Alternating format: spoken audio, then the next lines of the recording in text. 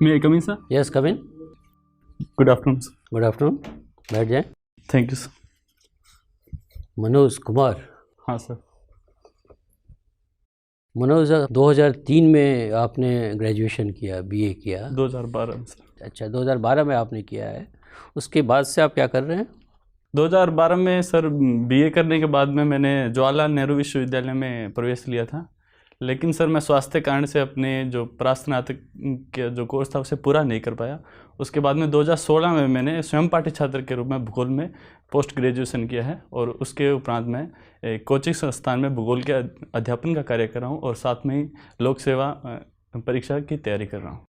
मनोज, ये बताएं हमारी शिक्षा पद्धति में क्या कमी है कि इतने कोचिंग इंस्टीट्यूट्स हर विषय में, हर स्टेज पर एक बच्चा जब से पैदा होता है, +2 का स्टेज हो, इंजीनियरिंग का स्टेज हो, सिविल सर्विसेज का स्टेज हो और अन्य कई परीक्षाओं का, क्यों ज़रूरत पड़ती है कि कोचिंग करें तभी वो उनको सक्सेस मिलेगा? सर जहाँ तक मेरा मानना है सर, ये डिमांड और सप्लाई मिसमैच की समस्या है। हमारी जो शिक्षा पद्धति है उसमें रोज़गार दिलाने वाली शिक्षा की कमी है, इसीलिए उन्हें कोचिंग संस्थानों की ज़रूरत पड़ती है। उनको ऐसे प्रशिक्षण उनको प्राप्त नहीं होते, वोकेशनल ट्रेनिंग की कमी है और ऐसी उनको शिक्षा प्राप्त नहीं होती ताकि वो उस आधार पर कोई परीक्षा पास कर सके। इसीलिए वर्तमान में आर्थिक सर्वे में भी यह कहा गया है कि जैसे इंजीनियरिंग परीक्षा पास किए गए विद्यार्थी हैं उनको ब्रिज कोर्सेज करवाए जाए ताकि वो रोजगार प्राप्त कर सकें। मान लिया जाए मनोज, आपको ये मौका भारत सरकार देती है कि आप एक ब्लूप्रिंट तैयार करें कि हमारे यहाँ जो अनएम्प्लॉयमेंट की समस्या है जो बढ़ती जा रही है, हम 8 करोड़ और जॉब क्रिएट करना चाह रहे हैं, स्किल जॉब क्रिएट करना चाह रहे हैं, रेम्यूनरेटिव जॉब क्रिएट करना चाह रहे हैं, तो कौन सी व्यवस्था आप सजेस्ट करेंगे जिसमें कि जॉब का क्रिएशन हो सके विभिन्न फील्ड्स में?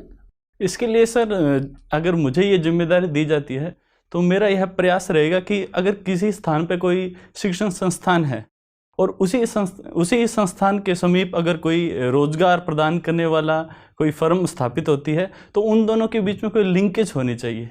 आखिर जो रोजगार प्रदान करने वाली जो संस्थाएं हैं उनकी मांग क्या है और हम अपने संस्थानों में किस प्रकार के ज्ञान की आपूर्ति कर रहे हैं। अगर इन दोनों को अगर जोड़ के देखा जाएगा तो फिर जो डिमांड सप्लाई की जो समस्या थी उसे हम ख़त्म कर पाएंगे।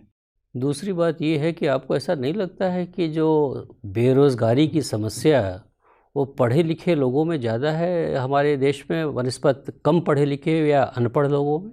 ये सर ये आपका ठीक निरीक्षण है कि वर्तमान जो मुख्य समस्या है वो अंडर एम्प्लॉयमेंट की ज़्यादा है अनएम्प्लॉयड से, क्योंकि भारत में जो क्वालिटी वाले रोज़गार है उनकी मात्रा कम है और जो रोज़गार है, जो अच्छे रोज़गार है उनकी कमी है। इसीलिए हम देखते हैं कि विभिन्न जो निम्न श्रेणी की जो भर्तियां होती है उनमें भी पीएचडी धारक आवेदनकर्ताओं की काफ़ी बड़ी मात्रा होती है, इसलिए अंडर एम्प्लॉयमेंट भी एक गंभीर समस्या है। इस विरोधाभास को कैसे दूर किया जाएगा?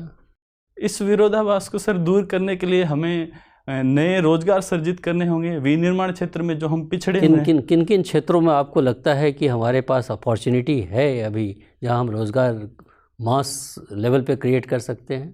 सर जहां तक मेरा मानना है हम सर्विस सेक्टर में हम कहीं ना कहीं सेचुरेशन की तरफ बढ़ रहे हैं और हमारा जो विनिर्माण क्षेत्र है मैन्युफैक्चरिंग इंडस्ट्री वो अब भी 16% पे है। इसलिए हमें मैन्युफैक्चरिंग के सेक्टर में जैसे लेदर इंडस्ट्री, शू इंडस्ट्री और कंस्ट्रक्शन सेक्टर, इस क्षेत्र में अगर हम प्रयास करें तो काफ़ी अच्छी मात्रा में गुणवत्ता युक्त रोजगार को सर्जित किया जा सकता है। तो इस बजट में भारत सरकार ने मेक इन इंडिया से असेंबल इन इंडिया का स्लोगन दिया है और इंटीग्रेट किया है दोनों को, इससे क्या फ़ायदा होने जा रहा है?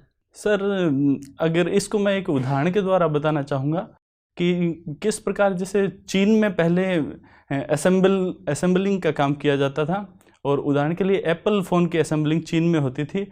उसके उपरांत वहाँ के जो रोजगार कर्मी थे उन्होंने उस तकनीक को सीखा और खुद के अपने नए ब्रांड शुरू किए।